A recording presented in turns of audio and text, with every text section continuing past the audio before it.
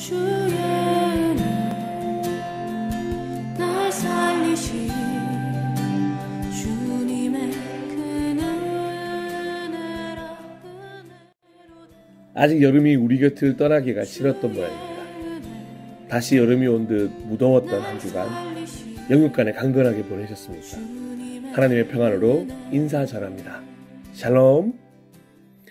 어느덧 9월도 마지막 주일과 마지막 주간을 맞이하게 됩니다.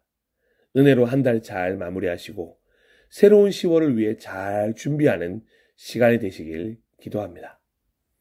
오늘 9월 마지막 주일에 저희가 함께 나눌 하나님의 말씀은 창세기 19장 36절을 본문으로 잘못한 일에 실수라는 핑계를 대지 맙시다 라는 제목의 말씀입니다. 분명 하지 말았어야 하는 행동이라는 것을 알면서도 그저 실수였다는 핑계를 대고 있는 우리의 모습은 아닌지, 혹시나 우리를 무너뜨리는 죄의 잔재들을 주변에 방치하고 있는 것은 아닌지 살펴보는 시간이 되었으면 좋겠습니다. 그럼 먼저 세 번역으로 오늘 본문을 읽어보도록 하겠습니다. 롯의 두 딸이 드디어 아버지의 아이를 가지게 되었다. Unbelievable. 지금 이 말 외에는 다른 말이 생각나지 않습니다. 방금 함께 본문을 읽자마자 저와 같이 여러분들도 놀라셨다는 것을 알고 있습니다. 읽기는 읽었는데 어떻게 이해해야 하는 것인지 난감한 구절이라고 생각하고 계실 것입니다. 맞습니다. 아브라함의 조카 롯은 두 딸과 함께 소돔과 고모라의 멸망을 피해 소알이라는 작은 성으로 피신했습니다.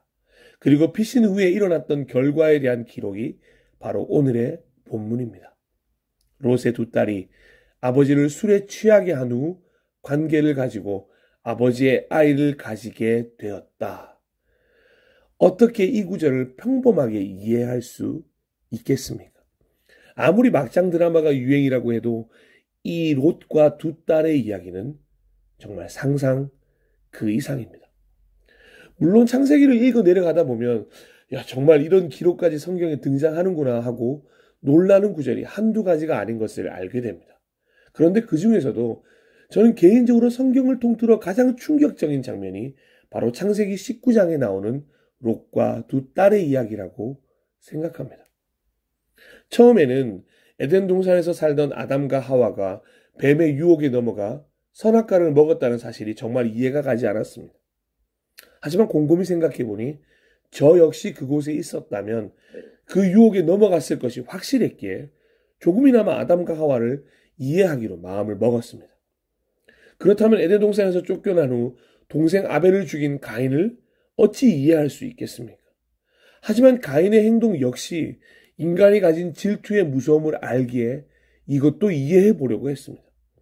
그리고 노아가 방주에서 내린 후 얼마 지나지 않아 술에 취한 모습을 보이는 것도 측은한 마음으로 최대한 이해를 해볼 수 있습니다. 또한 바벨탑을 지은 인간들의 심리를 저 역시 가지고 있다는 것을 너무도 잘 알기에 공감할 수 있었습니다. 어떠십니까? 정말 창세기는 놀라운 기록의 연속 아닙니까? 그런데 여기서 끝이 아닙니다. 믿음의 조상이라고 불리며 말씀에 순종하여 본토 친척 아비의 집을 떠났던 아브라함이 자신의 목숨을 구걸하기 위해 사라를 누이라고 속인 것도 이해할 수 있는 부분이 있습니다. 실제로 사라가 이복 누이이기도 했으니 말입니다. 아브라함이 사라의 요청으로 하갈과 동침하여 이스마엘이 태어나게 된 것도 100번 양보해서 이해할 수 있습니다. 사라 입장에서는 자신이 자녀를 낳지 못하니 첩을 통해서라도 가문을 이어갈 자녀가 태어나길 바라는 마음이 있을 수 있다고 생각합니다. 하지만 아무리 이해하려고 해도 이해할 수 없고 공감도 되지 않으며 결코 일어나지 말았어야 하는 일이라고 생각하는 이야기가 바로 롯과 두 딸의 이야기입니다. 이건 결코 실수가 아닙니다. 이 사건을 통해 우리가 배울 수 있는 것은 아무것도 없습니다. 이건 일어나지 말아야 할 일이고 일어나지 말았어야 할 일입니다. 하지 말았어야 할 일입니다. 그래서일까요? 잘 인지하지 못하셨을 것 같은 놀라운 사실이 하나 있는데 롯이라는 인물은 창세기 19장의 이 본문의 이야기를 끝으로 더 이상 성경에 등장하지 않는다는 것입니다. 그만큼 이 롯과 두 딸이 행한 일이 하나님 앞에서 악했음을 알 수 있습니다. 결코 일어나지 말았어야 하는 일이었습니다. 이런 롯과 두 딸의 이야기를 보면서 그리스도인들은 반드시 한 가지 결심을 해야 합니다.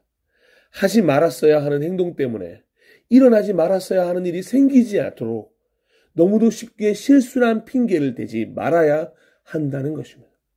하지 말아야 할 일은 결코 하지 말아야 하는 것입니다. 그래야 일어나지 않아야 하는 일이 일어나지 않는 것입니다. 죄라는 녀석이 우리를 그렇게 유혹하는 것 아니겠습니까?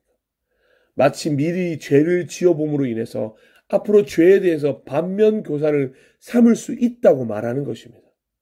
죄도 지어봐야 잘못된 줄 아는 거라는 헛소리에 넘어가시면 절대 안 됩니다. 로마서 6장 1절은 우리에게 이렇게 이야기합니다. 그러면 하나님의 은혜를 더 받으려고 계속 죄를 지어야 하겠습니까? 죄를 짓고 난 후에 경험하게 된 하나님의 은혜가 평소에 느끼는 은혜보다 더 깊고 넓었다고 해서 더 많이 죄를 짓고 더 많은 은혜를 경험하고 싶어하는 마음이 우리 가운데 있지는 않은지 점검해 보아야 할 것입니다. 그 마음은 결코 하나님의 은혜를 바라는 것이 아닙니다. 점점 더 죄에 둔감해지는 것입니다. 그저 의도적으로 죄를 짓기 위한 핑계에 불과합니다. 더 깊은 하나님의 은혜를 경험하기 위해 우리가 선택해야 하는 것은 더 많은 죄를 짓는 것이 아니라 하나님이 기뻐하시는 일에 순종하는 것이어야 합니다. 롯은 두 딸과 함께 하나님에게, 아브라함에게 빨리 돌아가야 했습니다. 소알이라는 작은 성에 머물러 있어야 할 이유가 없습니다. 정신 차려야 하는 그 순간에 술을 멀리 했어야 했습니다. 아무리 술에 취했어도 두 딸과 관계를 절대적으로 피했어야 했습니다. 하지만 롯은 무기력했고 미리 두 딸을 신앙으로 교육하지도 못했습니다. 롯은 아무것도 하지 않았습니다. 결코 실수가 아니었습니다. 죄를 지을 만한 모든 잔재들을 그저 방치해 두었습니다. 그러니 일어나지 말아야 할 일이 일어나고 만 것입니다. 죄라는 녀석이 롯과 두 딸을 둘러 덮으니 안타까운 일이 생겨버린 것입니다. 이쯤에서 충격적인 이야기가 성경에서 끝나면 좋으련만 성경에는 또 한 번의 엄청난 스토리가 등장하며 우리를 마음 아프게 합니다. 사무엘하 11장을 보면 그토록 믿고 있었던 다윗 왕에 대한 배신감이 드는 구절이 등장하기 때문입니다. 다윗 왕은 자신에게 충성하고 있는 부하 우리야 장군, 지금 전쟁터에서 나라와 자신을 대신하여 열심히 싸우고 있는 장군의 아내라는 사실을 뻔히 알고도 사람을 시켜 그 여인을 자신에게 데리고 오라고 합니다. 그리고 조금의 지체도 양심의 가책도 없이 그 여인 밧세바와 관계를 맺게 됩니다. 다윗 왕의 이 행동은 결코 즉흥적인 감정에 의한 실수가 아니었습니다. 계획적이었고 의도적이었습니다. 모든 것을 다 알고서도 자신의 욕구를 위해 말도 안 되는 행동을 했습니다. 사무엘하 11장 3절에서 4절입니다. 다윗은 신하를 보내서 그 여인이 누구인지 알아보게 하였다. 다녀온 신하가 그 여인은 엘리암의 딸로서 햇사람 우리아의 아내 밧세바라고 하였다. 그런데도 다윗은 사람을 보내어서 그 여인을 데려왔다. 밧세바가 다윗에게로 오니 다윗은 그 여인과 정을 통하였다. 그 여인은 마침 부정한 몸을 깨끗하게 씻고 난 다음이었다. 그런 다음에 밧세바는 다시 자기의 집으로 돌아갔다. 하나님은 이런 행동을 한 다윗을 보시며 얼마나 화가 나셨는지 바로 즉시 나단 선지자를 보내어 다윗에게 이렇게까지 말씀하십니다. 이어지는 사무엘하 12장 8절에서 10절입니다. 나는 내 상전의 왕궁을 너에게 넘겨주고 내 상전의 아내들도 내 품에 안겨주었고 이스라엘 사람들과 유다 나라도 너에게 맡겼다. 그것으로도 부족하다면 내가 네게 무엇이든지 더 주었을 것이다. 그런데도 너는 어찌하여 나 주의 말을 가볍게 여기고 내가 악하게 여기는 일을 하였느냐. 너는 햇사람 우리아를 전쟁터에서 죽이고 그의 아내를 빼앗아 내 아내로 삼았다. 너는 그를 암몬 사람의 칼에 맞아서 죽게 하였다. 너는 이렇게 나를 무시하여 햇사람 우리아의 아내를 빼앗아다가 내 아내로 삼았으므로 이제부터는 영영 내 집안에서 칼부림이 떠나지 않을 것이다. 혹시라도 여러분 중에 그토록 사랑하던 다윗이 딱 한 번 실수한 거 가지고 하나님이 이렇게까지 말씀하시다니 너무하다고 생각이 드시는 분이 계시다면 죄송합니다만 착각을 하고 계신 것이라 말씀드리고 싶습니다. 인간은 누구나 한 번쯤은 실수할 수 있는 것 아니냐고 말하시면 안 됩니다. 아무리 사랑한다고 해도 하지 말아야 하는 행동까지 감싸줄 수는 없는 것입니다. 실수가 아니었습니다. 다윗은 분명 하지 말아야 할 행동을 의도적으로 행했습니다. 이 행동은 하나님 앞에서 분명히 죄였습니다. 아무리 사랑해도 죄를 방치해 놓을 수는 없습니다. 그게 하나님의 사랑 방법입니다. 이쯤 되면 구약에서 이런 막장 드라마의 내용이 끝났으면 좋겠다는 생각이 드는데 안타깝게도 구약뿐만 아니라 신약에서도 이런 이해할 수 없는 스토리가 등장합니다. 바로 예수님의 제자 중 가롯 유다의 이야기입니다. 길다면 길고 짧다면 짧은 시간 3년이나 바로 옆에서 예수님을 지켜봐온 제자들과 가롯 유다였습니다. 그분이 어떻게 자신들을 사랑했는지, 그분이 보여주신 사랑이 얼마나 위대한 것이었는지, 그분이야말로 하나님의 아들이며 메시아였다는 것을 누구보다 제자들이 가장 잘 알았습니다.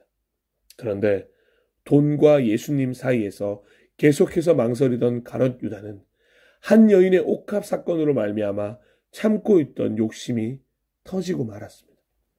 예수님이 이 여인이 행한 일이 온 세상에 전해져야 할 것이라고 말씀하실 때 너무도 화가 난 가롯 유다는 대제사장을 찾아갔습니다. 마태복음 26장 12절에서 16절입니다. 이 여자가 내 몸에 향유를 부은 것은 내 장례를 치르려고 한 것이다. 내가 진정으로 너희에게 말한다. 온 세상 어디서든지 이 복음이 전파되는 곳에서는 이 여자가 한 일도 전해져서 그를 기억하게 될 것이다. 그때 12제자 가운데 하나인 가롯 사람 유다라는 자가 대제사장들에게 가서 이렇게 말하였다. 내가 예수를 여러분에게 넘겨주면 여러분은 내게 무엇을 주실 작정입니까? 그들은 유다에게 은돈 30입을 셈하여 주었다. 그때부터 유다는 예수를 넘겨주려고 기회를 노리고 있었다. 겨우 은하 30개에 예수님을 팔아넘길 생각을 가진 가롯 유다입니다. 이건 예수님이 아니라 어떤 사람에게라도 결코 하지 말아야 할 행동이었습니다. 더더욱 제자가 스승을 팔아넘기다니 어떻게 이 일을 그저 단순한 실수라고 말할 수 있겠습니까? 그래서 예수님은 가롯 유다가 이 행동을 하기도 전에 이미 가롯 유다에게 이렇게 말씀하셨습니다. 마태복음 26장 24절입니다.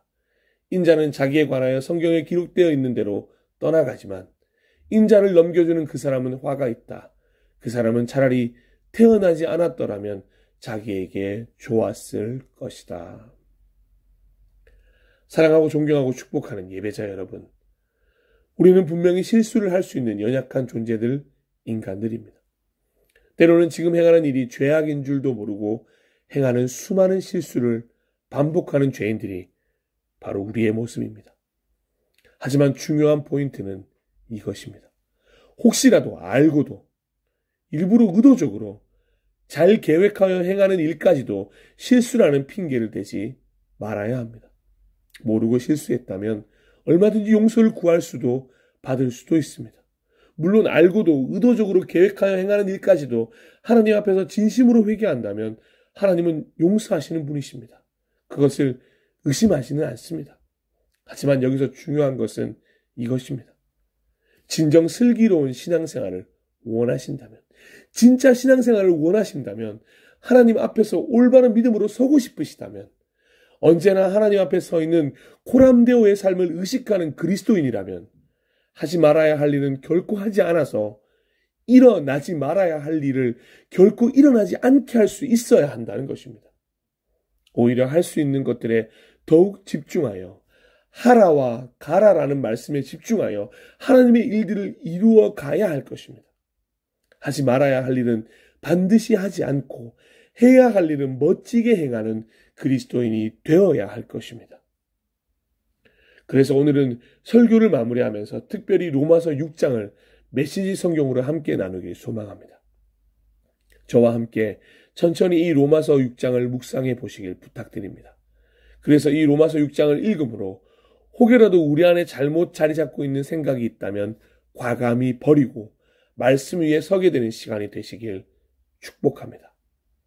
슬기로운 신앙생활을 원하는 모든 그리스도인 여러분, 최소한 양심에 따라 행하길 원하는 그리스도인 여러분, 하지 말았어야 하는 행동에 실수라는 핑계를 대지 맙시다. 로마서 6장입니다. 그렇다면 이제 우리는 어떻게 할까요? 혹시 하나님이 계속해서 용서를 베풀어 주시도록 계속해서 죄를 지을까요? 그렇지 않기를 바랍니다. 죄가 다스리는 나라를 떠난 사람이 어떻게 거기 있는 옛집에서 계속 살 수 있단 말입니까? 우리는 짐을 꾸려 영원히 그곳을 떠났다는 사실을 모르십니까? 우리가 세례받을 때 일어난 일이 바로 이것입니다. 물 아래로 들어갔을 때 우리는 죄라는 옛 나라를 뒤에 남겨두고 떠난 것입니다. 그 물에서 올라올 때 우리는 은혜라는 새 나라에 들어간 것입니다. 새로운 땅에서의 새로운 삶 속으로 말입니다. 우리가 받은 세례의 의미가 바로 이것입니다. 세례는 예수의 삶 속으로 들어가는 것입니다. 물에 들어갔을 때 우리는 예수처럼 죽어 매장된 것입니다. 물 위로 일으켜졌을 때 우리는 예수처럼 부활한 것입니다. 우리 한 사람 한 사람을 우리 아버지 하나님이 일으켜 세우셔서 빛이 가득한 세상에 들어가게 해주셨고, 그래서 지금 우리는 은혜가 다스리는 그 새 나라에서 길을 찾아 살게 되었습니다. 너무도 분명하지 않습니까? 우리 옛삶은 그리스도와 함께 십자가에 못 박혔습니다. 죄의 삶, 그 비참한 삶에 종지부를 찍은 것입니다. 이제 우리는 더 이상 죄에 이리저리 휘둘리지 않습니다. 우리는 믿습니다. 그리스도의 죽음은 죄를 정복하는 죽음입니다. 그 죽음에 우리가 들어갔다면 또한 우리는 그분의 부활, 곧 생명을 구원하는 그 부활 속으로도 들어갑니다. 우리가 알듯이 예수께서 죽은 자들 가운데서 일으켜지신 것은 마지막으로서의 죽음의 끝을 알리는 것이었습니다. 이제 죽음은 끝이 아닙니다. 예수께서 죽으셨을 때 그분은 자신과 더불어 죄를 끌어내리셨고, 다시 살아나셨을 때 그분은 하나님을 우리에게 내려오시게 하셨습니다. 그러니 이제부터는 이렇게 여기십시오. 이제 죄는 여러분이 알아듣지도 못하는 사어로 말할 뿐입니다. 그러나 하나님은 여러분에게 모국어로 말씀하시며 여러분은 그 말씀을 한마디도 놓치지 않습니다. 여러분은 이제 죄에 대해서는 죽었고 하나님께 대해서는 살았습니다. 예수께서 그렇게 만드셨습니다. 다시 말합니다. 이제 여러분은 삶의 길을 정할 때 죄에게는 단 한 표의 권한도 허용하지 말아야 합니다. 죄는 거들떠 보지도 마십시오.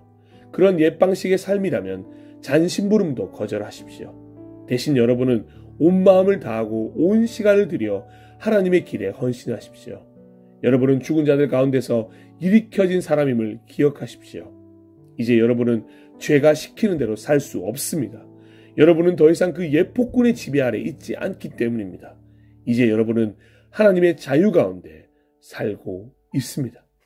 그런데 그 옛 폭군에게서 벗어났다고 해서 우리가 옛날처럼 마음대로 살아도 좋다는 뜻입니까? 하나님의 자유 가운데 자유롭게 되었다고 해서 이제 무엇이든 내키는 대로 해도 좋다는 것입니까? 그렇지 않습니다. 여러분은 경험을 통해 알 것입니다. 자유로운 행위라지만 실은 자유를 파괴하는 행위들이 있다는 것을 말입니다.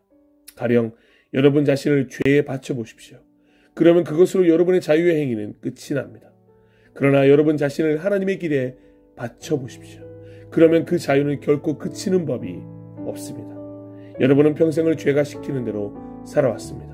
그러나 감사하게도 이제 여러분은 새로운 주인의 말을 듣기 시작했으며 그분의 명령은 여러분을 그분의 자유 가운데 가슴 펴고 사는 자유인으로 만들어 줍니다. 내가 이처럼 자유를 들어 말하는 것은 쉽게 우리 머릿속에 그림이 그려지기 때문입니다. 어렵지 않게 떠올릴 수 있지 않습니까?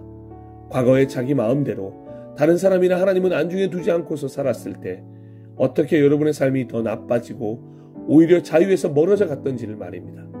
그러나 이제 하나님의 자유 가운데 사는 여러분의 삶, 거룩함으로 치유받고 드넓어진 여러분의 삶은 얼마나 다릅니까?